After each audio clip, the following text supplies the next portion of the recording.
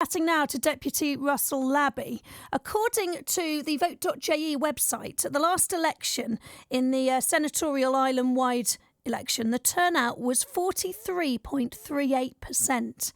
In real terms, 26,947 out of a possible 62,123 people. Deputy Russell Labby is the chairman of the Privileges and Procedures Committee. It's his job to get us to turn out to vote. Deputy, good afternoon. And is 43.38% turnout good enough, do you think? No, it's absolutely appalling. And it's not just my responsibility, but every member of the state's responsibility to see if we can get that figure up. I mean, we are 41st out of 41 OECD nations for civic engagement. We're 379th out of 403 regions of the world for civic engagement. In other words, people engaging with politics, turning out to vote, etc. And it isn't good enough. We've got to do something about it. So what are we doing wrong? Why is it that low? Okay, well, my own theory is that to increase elector engagement or population engagement with politics, we've got to follow three steps, and in this order: evolution, engagement, and making it easier. So in terms of evolution, the Assembly itself has got to evolve and change. It's got to move with the times in terms of ticking boxes to fit in with international standards on properly functioning democracies. We've got to engage people. So the Youth Parliament is a good idea, and we've got to go out there and take a message to the electorate that we need them to participate. If nobody votes, nobody wins, and we've got to put that message out. But only after we've done something ourselves in the States to change our system, to make it fairer, to make it simpler. And then we've got to make it easier for people to vote in terms of an automatic registration onto the electoral roll. If you've got a social security number and you've done the requisite time, you should be automatically on the electoral roll. And we can do practical things like put polling stations in places where people can actually very easily get to them. Sometimes some of them are in the hardest places to get to park your car or to rock up to. So we need to change that too. You have been trying, haven't you, Deputy, to sort of change the way things work? Yes, I have been trying, starting with that evolution, the first stage. I've taken on board, along with my committee on PPC, all the recommendations of the Commonwealth Parliamentary Association Electoral Observers Mission, which the states invited to the island to take a look at our system and give us some recommendations. So I brought proposals which would have met every single one of those recommendations in terms of changing the system, and this Assembly is not prepared to do that. It's not prepared, it seems, although the vote was closer than many other attempts, and there's been about 100 of them in the last 20 years since Clothier, and we're nearly coming up to the 20th anniversary in December of that report. The Assembly isn't prepared to go for it in one giant leap. So now I'm looking at ways to try to make progress in terms of reforming our system and making it fairer, making sure that everybody's vote counts the same as everybody else's, regardless of postcode. I'm looking at something to bring back to the Assembly so that at least we can make one step forward. Then we can go to the electorate and say, hey, look, we've put our self-interest aside. We've put some of our cherished beliefs not aside, but we've perhaps compromised on them a little bit so that it's fairer for you, the voter, and simpler for you, the voter, to understand. Now, please, in return, honour us with coming out to vote. And as I say, if you don't vote, nobody wins. And that's the message we've got to get to. And people will respond. And I know people of the island will respond to us saying, look, just think about your civic duty here, because we're on a downward spiral and we've got to reverse it. So please, even if you've never voted before, we're going to try and make it as easy as possible for you, as understandable as possible. We're going to try and get elections where you can get to know the candidates and make informed choices. So in return, I'm going to ask them to come out and vote in greater numbers, and I'm going to try and make it easier for them. How do those stats then, 43, 44% to round, we round it down, don't we? 43.38, so we'll call it 43% of people turning out. How does that compare to previous years? You say spiralling down. Oh, it's sort of. I think it's been hovering around that for a long time. It seems that.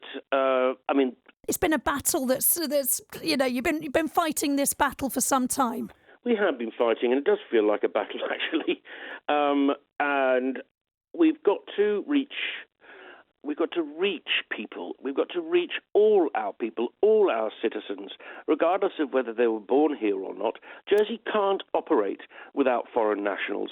The hospital couldn't operate without the foreign nationals that we have here working for us, cleaning up after us, caring for us on the wards, or operating on us and taking out tumours, etc. We can't operate without them. And in all sorts of areas, other areas too. And I know that Jersey people in the main value the help we're getting from people coming here and working and contributing and paying tax and contributing to the community and being valuable members of the community. Now, we had a proposition from Deputy Montfort-Tadyer just recently in the Estates, which was to say, look, effectively, if you're a Jersey citizen, if you're here paying tax, working, contributing, then after 5 years, you should be able to stand for the States if that's what you want to do, as a way of representing perhaps your sections of the community, making the States look a bit more like the community it's supposed to serve and represent. And that was lost, I think, on a vote, or was it one vote? And it's a shame. I mean, it's a plus in that we've come much, much further. But it's a shame because we set up things like diversity forums. There's a States diversity forum to look at ways of including, not just gender, but nationalities and age. And when it comes to the crunch, when it comes to a positive move to do something, I know, half the Assembly wouldn't go for it. Yeah, well, so why is there that? What's the point of a diversity forum if we're not going to walk the walk, if we're just going to talk the talk in terms of diversity? And every sensible, FTSE 100 company knows that if you have a diverse board, your company will be the better for it because you will get different perspectives from different communities, different ages, different sexes. Yeah, I was going to ask, why is there that disconnect? But I think you've answered that. It's people sort of claiming to be doing something, but when it comes to the crunch, actually not walking the walk, not proving it. These are difficult things. I'm proud to champion the men and women of the States Assembly. It's not always a popular stance to take, but I am very proud to do so because I see firsthand how hard they work and how much they care, and some of the great ideas that they come up with. Some of the private members' propositions coming through are some of the best initiatives that are coming through. So it's not just government, but all members of the Assembly. And you have people like the constables who do all the work in the Assembly, and then they go out and work in the evenings. 9 times out of 10, they've got a function to go to in the parish, which is so important. So they work incredibly hard. The thing is, I just have to appeal to them somehow to be a bit braver and be a bit bolder in terms of reforming our system, because we need to. I mean, the finance industry international industry, it wants to know that it's here in a properly functioning democracy, doesn't it? Nobody wants to be in some sort of despotic island nation where we don't really pay heed to basics like giving everybody in the island a vote of equal weight and power, regardless of their postcode. So it's just trying to get that message through. And I'll keep doing it until we make some progress. But if we just could make some progress on some reform to our system to make it fairer, then we've got a bit of credibility to go to the electorate and say, come on now, we've done our bit a little bit. We know we've got further to go, but can you honour that with coming out to vote? And we're going to show you how, and we're going to make it simpler. Final question, just briefly, Deputy. Will we see online voting in 2022? No, we won't. Why is that? The problem with online voting at the moment is security. It's very dodgy in terms of being absolutely secure and not being able to be corrupted. And there are forces out there which will be looking to see if a nation brings in voting in this way. There are forces out there which will be looking to see, just for the practice, for bigger nations, if they can crack the code and actually skew the election. So we have to be absolutely sure that it's going to be safe and secure before we bring it in. And that, I'm told, that sort of technology is not there yet.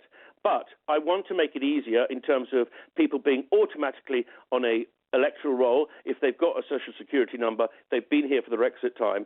So we don't have to have all that paperwork every few years. And so if they should just be able to rock up. And I want them to be able to go to any polling station, the nearest one to them, or their work or their home, or wherever is convenient. And I want to expand the pre-poll voting too. So lots of ideas, but we just need to get our representatives to make some progress on making our system fairer and simpler. That's all. Yes. Deputy.